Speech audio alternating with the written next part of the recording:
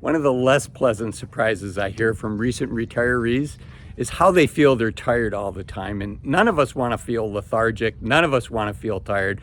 So let's go for a walk and talk about this. I think when you first retire, right, you've been working hard for a long, long time. And you need some time to rest. You need some time to recuperate. You need some time to relax. And so I think it's okay to take, a few weeks, a few months, and give yourself that break to start to replenish your supplies of energy. But if you're not careful, it's really easy for you to stay in a routine that's locking you into feeling lethargic and feeling tired. So what are the things that are causing people to be tired, and what can we do about that? And be sure to stay until the end, because I'm gonna talk about what I consider to be the most powerful recommendation to get that energy back, that feeling of passion, that feeling of wanting adventure. So that'll be the last tip. Stay to the end, but let's jump in. I was really surprised as I was researching this. The average person over 65 years of age, guess how much time they spend watching television. It's shocking. It's 38 hours a week. Now, I'm not sure it's any better for high schoolers or middle schoolers when they're on summer break, but they're on the internet, of course. But the average person over 65 is spending 38 hours a week, almost 40. It almost becomes the new job, right? The new 40 hours a week is in front of television. And boy, there's no quicker way to rob you of your energy and your passion for life than sitting in front of the television for 38 hours a week. So really think about, having some discipline on that, right? It's a discipline around your consumption, particularly of media, right? There's only so much news that we can watch. And unfortunately, the news is designed to be sold to us to get us to watch.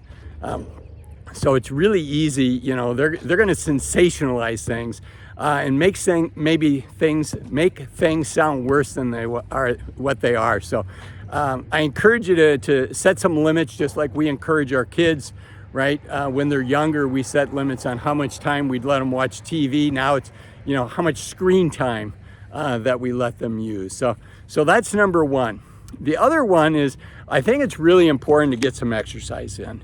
Exercise, how many of us really want to go to the gym? Probably not many of us, but I think most of us, when we leave the gym, we find we get as much energy back from having gone to the gym than what we put in. So, if it takes, 10 units of energy to go to the gym, I think most of us find we leave the gym with 15 or 20 units of energy, particularly if we have time to relax and we don't have to rush through our workout, which now that you're retired, if you're thinking about retiring, or if you are retired, now you have that flexibility, that ability to spend more time in the gym. And while you have the flexibility to spend more time if you want, you don't have to, right? Even there's multiple studies that say just 20 minutes makes a big difference in our lives. And whether that 20 minutes is we're outside running an 8-minute mile, I can do 1 mile at an 8-minute pace. But I used to be able to run a 5K much quicker, but I've slowed down, as I'm sure many of you have. But, we don't have to, set Olympic records when we're running. In fact, we don't even have to run. Right? The studies show even 20 minutes going for a leisurely walk outside and enjoying the day can make a big difference. And, a lot of people, when they retire, they set a goal and they say, well, I want to lose 20 pounds or whatever the number is. And that's kind of an outcome goal. I think a process goal is much more important. I want to go to the gym and lift weights at least 2 days a week for the next 12 months. So, at the end of 12 months, did you get to the gym about 100 times? Even if you only went 60 times, that's still a success, right? But if you say, if the goal is, I want to fit into my pants that I wore in high school, you're going to feel bad at the end of the year. So I encourage you to set what I call a process goal, so that you're focusing on the things that you can control, which is, how many days did you go to the gym? Now, whether you're there 40 minutes or 20 minutes, I would argue it doesn't matter. And on the subject of the gym, as we get older, maintaining our muscle mass becomes important. So, even doing a little bit of weightlifting, I think for everybody, men and women, is important as we get older, because we start to lose that muscle mass every year. So going to the gym, looking after our health is important. Of course, part of our health is nutrition. They say the battle for health is mostly fought in the kitchen. And I think there's a lot of truth to that, right?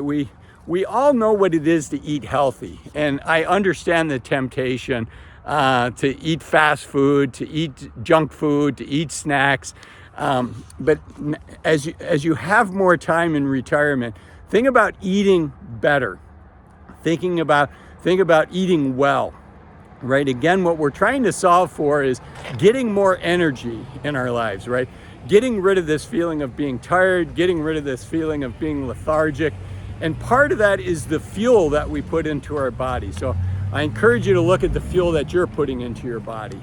And then just like with using this car analogy, this fuel analogy, just like we have to take our cars to the mechanic every now and then to keep our cars running smoothly, same thing for our bodies, same thing for frankly, our mental health, right? It's important to go at least for your physical every year. I'd encourage you to see your doctor as often as you think, particularly men, guilty as charged here. Particularly men are like, oh, I'll be fine. I'm just gonna rough this one out and I'll be fine. And in your 20s and 30s, that might have worked out really well. But as we get older, I think when we have aches and pains, when we're not feeling well, we should be more liberal with ourselves. We should go to the doctor, get things checked out, go do our physical, do some testing to see how we're doing. For instance, I got a test done. It's called the calcium score, where they check the arteries in your heart and see if there's cholesterol, plaque buildup. It's an inexpensive test. In most cities, it's less than $100. You can just call your local hospital. I know as soon as I say hospital, everybody's like, you can't get anything done for $100 in a hospital. But actually the calcium score, which is basically an MRI on the arteries that feed your heart. Your heart is a muscle. The blood that feeds your heart as a muscle, just see if you've got calcium buildup. And the sooner you catch that, if you do have it, for instance, I'm vegan, and it's because I caught that when I was 54, 55, so I've been a vegan now for 4 years, primarily for my health. And it's helped a lot. I've naturally lowered my cholesterol. So go to the doctor, get that done. Look at your medications. When we were younger, most of us didn't have to take medications, but now, I've got 2 or 3 medications I take. The average viewer probably has a couple medications that they're taking. If you're feeling lethargic, if you're feeling tired all the time, look at your medications, talk to your doctor. There may be something going on there. It's probably worthwhile having your doctor look at that. Another thing that can cause you to feel lethargic is loneliness. Even if you're married, even if you have your spouse, right? We don't do everything with our life partners. And it's nice to have friends. And, I just encourage you to really fight isolating yourself. Sometimes it's easy to isolate yourself. Yeah, you don't have that discomfort of when you're first making new friends. But again, just like health, for every unit of energy that I put into my workout, I feel I get at least 2 units back. It's the same thing for friendships. It's the same thing for relationships. Really invest in your friendships, really invest in relationships. I think it's going to pay you back, not just 2x, but probably 10x. So that's something that can make you feel lethargic as well. Also think about, how do you want to spend your time? What's your meaning? What's your purpose? And, a lot of people towards the end of their life look back, and the ones that report being the happiest and having the most meaning and purpose in their life are ones that tend to think about doing service in their retirement, giving back, whether that's giving back to young people, or like for me, doing this YouTube channel and sharing what I've learned through a lifetime of being I shouldn't say lifetime, 20 years of being a financial advisor. And I've been in the finance industry for most of my adult life. So, this is one way that I give back. And frankly, your comments on my videos really give me a lot of joy in life. And on that subject, if you're enjoying this video, do give me a thumbs up. As the kids say, thumbs for likes and subs for love. If you haven't subscribed yet, think about subscribing and leave me a comment. I love hearing from you. Okay, let's keep moving on. The next thing, and this is really putting fuel. These are the last two that I think have are really a catalyst. They're really putting fuel into your system and supercharging your system and bringing you energy. And those are, do what you can to find your next passion. Do what you can to find adventure.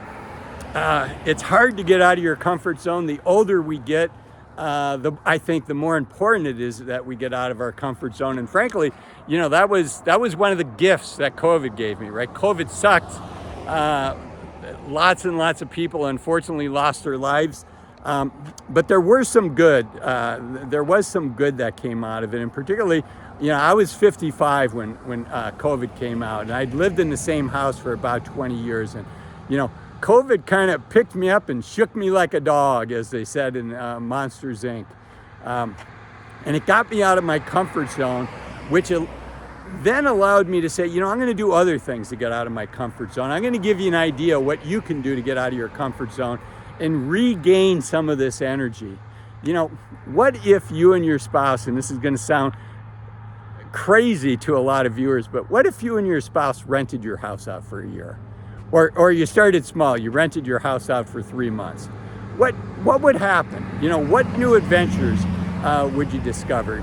Could you go to Europe and Eastern Europe and Northern Africa and India and Southeast Asia during that year and do what I call slow traveling?